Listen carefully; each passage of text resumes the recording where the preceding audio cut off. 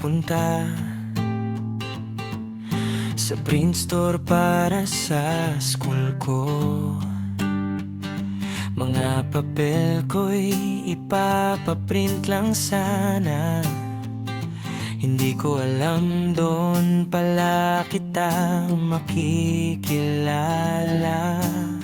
Habang ako'y naghihintay noon, nakita kita pero parang wala lang. Isang simpleng sandali lang iyon na hindi ko inakalang magiging simula.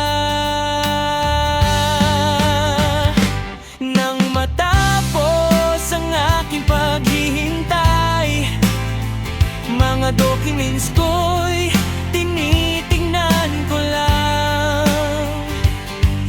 Bigla kang lumapit sa aking tabi at tinanong kung anong ginagawa ko roon. Sabi mo, anong pangalan mo? Ngiti mo'y hindi ko makalimutan. At kita sa Facebook, sabi mo.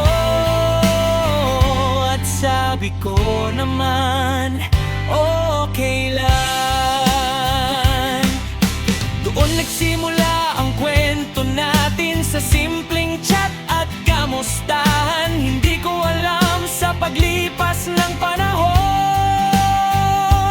puso ko'y mahuhulog din sa'yo.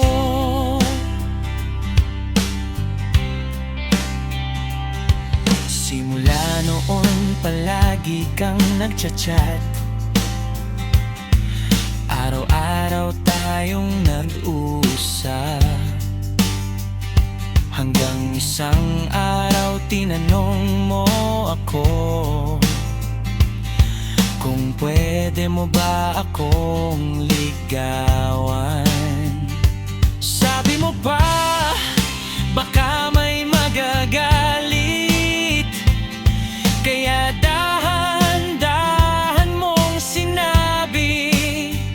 Nung una wala pa akong nararamdaman, pero hindi ko napansin ang nangyayari. Habang tumatagal ang ating kwento, puso ko'y unti-unting nagbago. Hindi ko na malayang mahal na pala kita, hanggang sa naging tayo. Sa print store lang nagsimula ang simpleng kwento nating dalawa.